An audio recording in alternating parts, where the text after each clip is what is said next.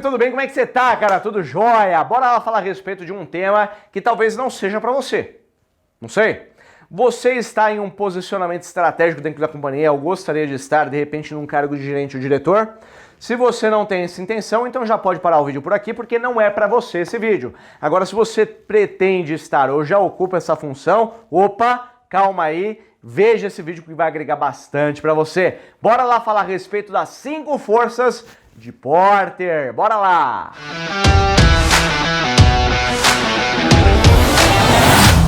Vamos falar então das 5 forças de Porter, mas antes disso, eu vou te pedir que você dê um curtir, senta o dedo sem dó, curte aqui ó 5 vezes esse vídeo, porque sem dúvida vai permitir que ele chegue a mais gente e além disso, já se inscreve no canal para você ter acesso a outros conteúdos. Toda semana a gente posta conteúdo que agrega valor voltado para gestão, negócios, estratégia, principalmente para a área de projetos. Então já se inscreve no canal para você ter acesso a tudo isso que a gente vem postando semanalmente, tá? Vamos para o nosso conteúdo e no final do vídeo eu deixei uma surpresa para você. Fica até o final, você vai gostar bastante.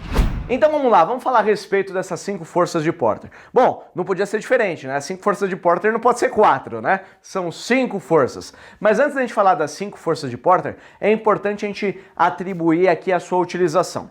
Essa é uma ferramenta voltada para estratégia do negócio, estratégia para crescimento. Eu já apliquei isso tanto em clientes nossos dentro de consultoria, quanto dentro da minha própria empresa, que é a Brands Momento Profissional, tanto na parte de Business School, quanto consultoria, quanto e-Learning Solutions. O objetivo aqui é que você consiga ter uma estratégia melhor do seu negócio, para que você consiga ter visibilidade e principalmente posicionamento. Para falar a respeito de posicionamento, é importante a gente falar de 2 temas aqui a respeito desse posicionamento, né? Primeira coisa, existem 2 tipos de empresas. Existem aquelas empresas que deram sorte de ter criado alguma coisa que é difícil de se competir a respeito, e deu uma baita sorte a respeito disso, e outras empresas que trabalham a respeito da melhoria contínua dos seus produtos e serviços para sempre melhorar a experiência dos seus clientes e usuários, tá? E a respeito desse segundo tema que a gente vai trabalhar, porque sorte aqui não é um tema que eu gosto de trabalhar. De repente, sorte para você faz sentido,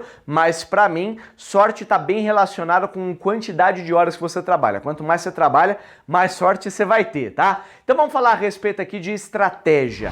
Dentro dessa estratégia de posicionamento, a gente pode falar a respeito de uma matriz. Dentro dessa matriz, a gente quebra aqui em 2 vertentes, 2 eixos. Primeiro eixo, a gente está falando a respeito da atuação. O segundo eixo, a gente está falando do seu posicionamento relacionado ao preço. Tá? A gente vai dar exemplos aqui de cada um dos quadrantes. São 4 quadrantes. A gente tem primeiramente aí aquele cara que está posicionado em relação a um preço mais baixo, tá? Como você já conhece algumas empresas que têm um preço bem baixinho, e a atuação dele é nichada. O que é nicho? Nicho é um grupo de clientes, é um grupo de personas, de perfil de clientes, do qual a gente busca atender. Para quem quer vender para todo o segmento, para todo mundo, quem quer abraçar o mundo, acaba não abraçando ninguém, tá? É importante você ter um certo nicho, por mais que seu produto seja um pouco mais abrangente, perfeito? Então vamos dar um exemplo aqui de uma atuação que pega aqui o primeiro quadrante com uma atuação mais nichada, que pega um determinado tipo de público e tem um preço mais baixo, tá? Vamos pegar aqui 2 exemplos, ó. A gente tem aqui fraldas, né, que são mais nichadas, de repente no produto chamado Pompom. Você já ouviu falar desse produto? Né, uma fralda Pompom. Ela não é a mais cara do mercado, Pampers provavelmente tem um preço um pouco mais alto do que esse, mas o preço dela é um pouco mais atrativo, então ela foca em preço. Porém, ela tem um nicho. Ela atende, por exemplo, pessoas de 25 anos, pessoas de 30, 35, 40 anos? Não. O principal cliente dela são bebês, não é? Por mais que os usuários sejam bebês, os clientes são os pais e mães, mas o nicho dela é atender bebês. Então ela é nichada e com um foco em preço. Outro negócio que a gente tem, por exemplo, é a corretora Clear.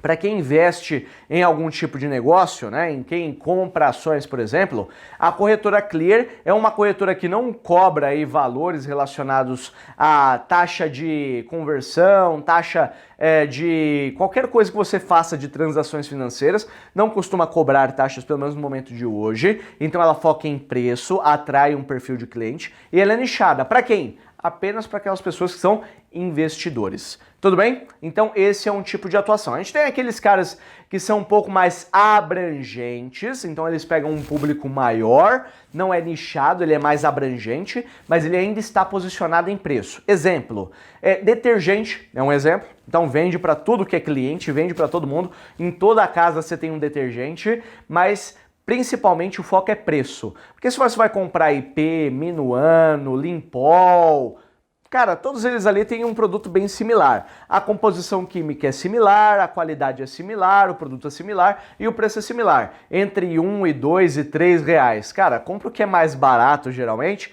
e que tá bom, entendeu? Então geralmente você acaba pegando aquilo lá que tem um posicionamento com menor preço. Vinagre é um outro exemplo. Sal, poxa, sal é sal em qualquer lugar. Açúcar é a mesma situação. Então ele é mais abrangente na atuação, porém ele está focado em preço, justamente por ser mais abrangente. Agora, quando você tem aquele cara que ele tem um foco não num preço baixo, mas num preço mais alto, um cliente mais premium, ele tem que ter alguma diferenciação maior. E isso é mais categórico quando a gente fala em um processo mais nichado, tá? Em um perfil de cliente mais nichado. Exemplo aqui, a gente tem as fraldas novamente. As fraldas Pampers, por exemplo, é nichada, porém o preço dela é muito mais alto em relação à grande maioria dos concorrentes. Mas ela tem alguns atributos que agregam mais valor do que os concorrentes têm. Então, dupla camada, tripla camada, um comercial um pouco mais que aborda e engaja mais o cliente, né? Você tem produtos geek, né, produtos para pessoas nerds, então a gente está falando de produtos de super-heróis, Darth Vader, Heroes em geral, né? Então, Vingadores, isso aí é um público que paga mais caro em alguns produtos, mas que só tem ali. É nichado e o produto tem um valor agregado mais alto. A margem de lucro é maior. Depois a gente fala a respeito de máquinas e equipamentos. Por exemplo, máquinas e equipamentos têm uma atuação mais nichada, dependendo do segmento que você atua, mas de qualquer forma você tem um valor agregado bem mais alto. Geralmente não está focado em preço, está focado aí em agregar valor para o cliente. É um CNC, é um tamanho de mesa, é uma performance e por aí vai. Sendo assim, a gente chega no último ponto aqui dessa matriz, que são aqueles caras que estão focados num preço alto e ainda assim querem pegar uma grande abrangência, né? Não estão nichados. Esses caras, de um modo geral, são empresas que, de um modo geral, elas acabam abordando muito mais pessoas, muito mais clientes, e geralmente são grandes empresas, tá? Lacoste, por exemplo, quem pode ter acesso a uma Lacoste? É nichado esse público? Quem usa camisa? Quem usa camiseta? Quem usa bermuda? Quem usa tênis? Poxa, cara, esse é um segmento que todo mundo usa. É roupa, vestuário. E se é vestuário todo mundo usa, ele é abrangente. Porém, quem tem dinheiro para pagar, por exemplo, 300, 400, 500 reais em uma camisa polo? Não é qualquer um, não é? Sendo assim, esse produto, ele é, apesar de abrangente, ele tem alto valor agregado, por mais que ele tenha pago tanto quanto ele pagou numa camisa da Hering para fabricar. Talvez um pouquinho mais, mas nada muito absurdo em relação a isso.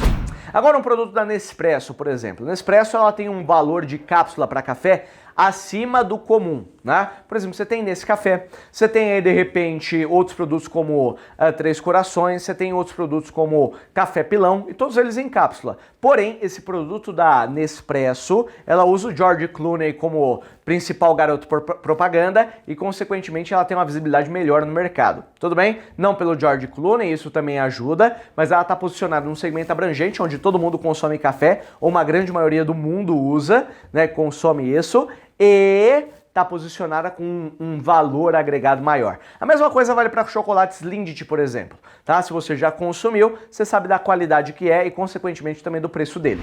Então a gente entra nas 5 forças de Porter. Quais são essas 5 forças que a gente tem? A gente está falando aqui da rivalidade entre concorrentes, o poder de negociação entre fornecedores e entre clientes, como sendo essas 3 forças. Depois a gente está falando a respeito das ameaças de entradas de novos concorrentes, as barreiras de entrada, e por fim, ameaças de produtos substitutos. Essas são as 5 forças. A gente vai abordar primeiramente a primeira força, que é a rivalidade entre concorrentes. Essa rivalidade de concorrentes, ela pega geralmente num ponto que, cara, eu particularmente odeio, que é preço, tá? Então, quando você tem produtos que são muito similares, que são sempre iguais, muito parecidos, geralmente o que acontece? Você acaba pegando aquilo que é mais barato. E quando não se consegue agregar algum tipo de valor diferenciado a respeito de um produto, consequentemente, o pessoal acaba optando por o que é mais barato aí para pegar, porque é tudo igual mesmo. Vou dar um exemplo para você.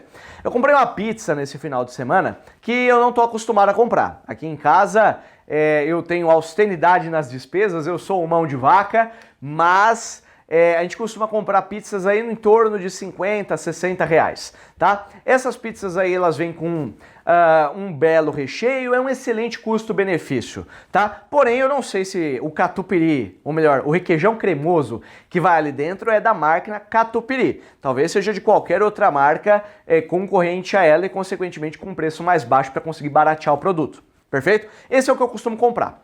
Recentemente, a gente comprou no iFood uma pizza aí que era cerca de quase 100 reais uma pizza, cara. É uma pizza bem cara, né? Pra ser sincero, bem cara. Perto de 100 reais essa pizza. E pelo menos comparada à pizza que eu tô acostumado a comprar. Não sei que pizza que você come, tá? Pegando essa pizza aí de quase 100 reais, olha só, quando ela chegou numa embalagem toda personalizada, bonita, tá? Além disso, veio um brinde, que era um pão de calabresa, também numa embalagem bem bonitinha, com um selinho ali falando não utilize ou não consuma esse produto se o lacre estiver violado.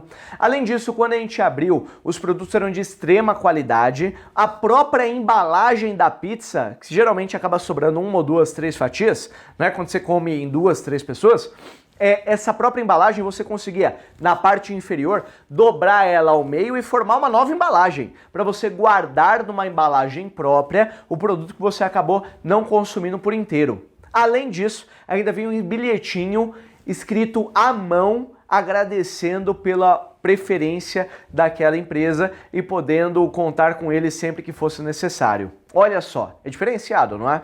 Concorda comigo? Por esse motivo o preço é mais alto. Então, quando a gente está falando a respeito de rivalidade entre concorrentes, geralmente quando o produto tem uma certa similaridade, o pessoal acaba concorrendo por preço. Como é que você vence essa rivalidade entre concorrentes? Dando mais valor ao seu produto, agregando bônus, agregando conteúdos adicionais, colocando brindes, tendo uma experiência melhor do seu usuário, do seu cliente, e a partir daí, sem dúvida, agrega mais valor para ele e, consequentemente, ele vai estar disposto a pagar. O que é valor?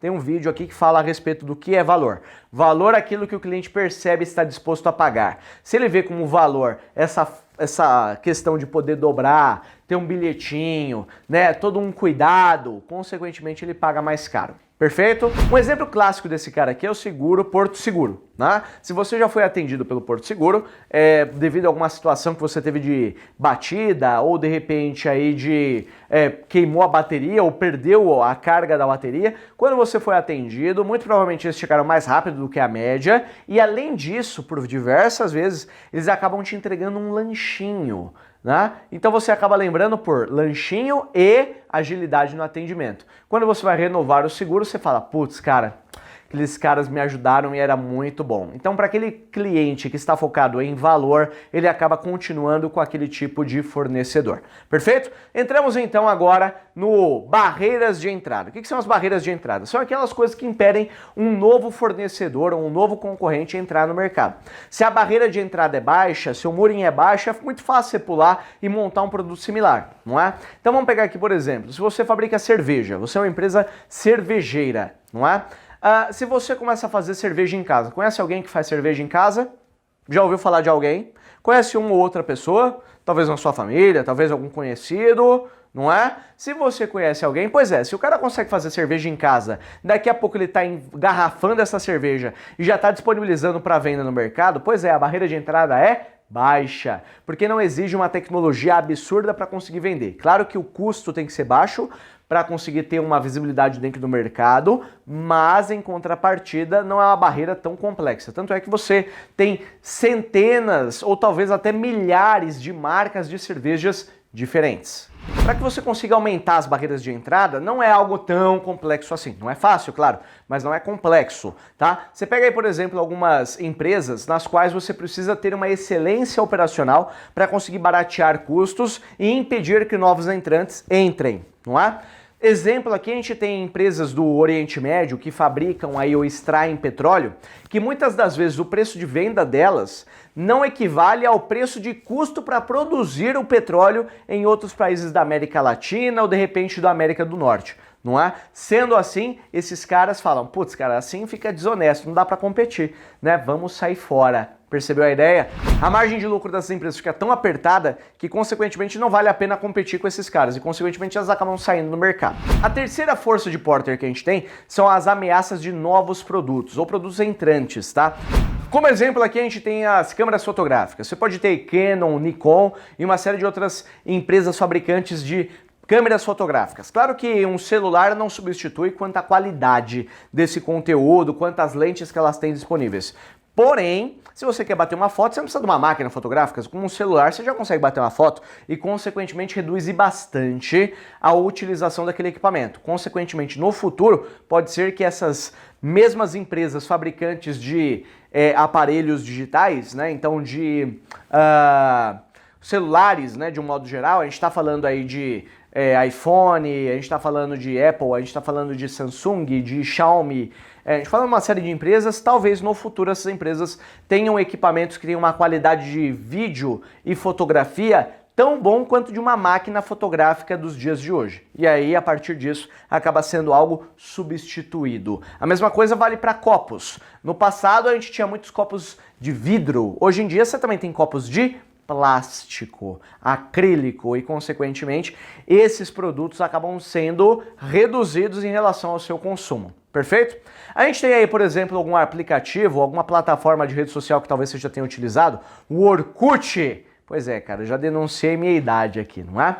Mas se você já usou esse cara, você sabe que ele foi substituído praticamente pelo Facebook. Da mesma forma como que talvez você já nem use tanto, talvez você use o Instagram um pouco mais, ou talvez você nem use mais o Instagram, talvez você use um outro aplicativo que já criaram com um tempo posterior a esse vídeo que você já esteja utilizando, não é? Você tem, por exemplo, baladas. As baladas hoje estão sendo substituídas pelo Tinder. Poxa, cara, dá muito trabalho ter que ir até a balada para conhecer alguém, para conseguir conversar com essa pessoa, para a gente poder ter um relacionamento. Melhor marcar no Tinder, a gente já marca um barzinho, se conhece, não precisa ir na balada, entendeu? Isso aí são produtos substitutos. Agora a gente entra na quarta parte, que é o poder de negociação dos clientes. Quando os clientes têm ali barganha em relação ao produto, né? O produto ele tem uma certa similaridade com aquilo que tem no mercado, o cliente tem barganha, porque se ele não comprar de você, ele vai comprar do concorrente, entendeu? Como é que você elimina, ou pelo menos reduz bastante essas questões? Você conseguindo criar parcerias com os clientes, nos quais você fala assim, olha só, você está comprando comigo todo mês, se a gente fizer um pacote aqui de você comprar uma assinatura anual, né, eu consigo te garantir preços mais interessantes. A partir daí, o cliente fica amarrado ao fornecedor durante um tempo maior. A mesma coisa vale aqui para poder de barganha, né, de negociação em relação a fornecedores. Quando você tem um fornecedor que é grande, que ele fornece para todo mundo e ele é o seu único fornecedor relacionado àquele produto ou serviço, consequentemente você fica na mão deles. Como é que você consegue resolver esse tipo de problema? Buscando desenvolver fornecedores que produzem algo similar, talvez não na mesma qualidade, mas que atendam aí alguma necessidade que você tenha. Se a empresa é de manufatura, tenta compor alguma coisa aí de mix de produção de 70-30%, de 60-40%, mas não fique na mão de um fornecedor só, porque senão esse cara vai ter um poder de barganha muito alto e, consequentemente, o preço que ele vai colocar para você é bem mais alto do que deveria. Tudo bem? Sendo assim, a gente encerra aqui as 5 forças de Porter. Eu espero que você tenha entendido que essa é uma ferramenta bem estratégica voltada para aplicação dentro de grandes empresas. Até mesmo em empresas pequenas, sem dúvida, traz muito resultado, muito ganho. Mas, como eu sou seu brother, eu sempre deixo alguma coisa para você aqui, não é? E aqui não vai ser diferente. Eu deixei aqui disponível para você o download de uma matriz que considera tanto a questão de posicionamento, tá? Onde a gente falou de segmentação, né, em relação a nicho, abrangência e preço, além disso das 5 forças de Porter para que você consiga destinar. Como é que a sua empresa está hoje? O ideal é você fazer isso aí em grupo, juntar todas as pessoas dentro da companhia, não necessariamente todo mundo, mas as pessoas chaves a respeito disso. Se a empresa é grande, junte algumas pessoas-chave. Se a empresa é pequena, tenta trazer pessoas principais ali dentro do processo, tá? Se a empresa for bem pequenininha, com cerca de 10 funcionários, traga todo mundo para que eles possam contribuir e fazerem parte do negócio também e pontue todas as oportunidades que esse negócio pode ter. Tudo bem? Então nos vemos nos próximos vídeos. Espero que você tenha gostado. Não deixe de curtir esse vídeo se agregou valor para você. Já curte aí? Já curtiu? Então curte aí. Já curtiu? Ótimo! Já comentou? Comenta aqui a respeito, o que você achou? Valeu a pena para você? Deixa um comentário, porque isso aqui faz o YouTube e todas as demais plataformas entenderem que é um conteúdo relevante para você. Não deixa de compartilhar para as pessoas, empresários e outras pessoas que têm um nível estratégico que almejam ter, para que elas tenham uma visibilidade maior a respeito da ferramenta. E também não deixa também de se inscrever no canal se você está utilizando o YouTube. Se inscreve no canal aqui para você ter acesso a outros vídeos que vão agregar ainda mais valor para você. Nos vemos nos próximos vídeos. Um grande abraço. Tchau!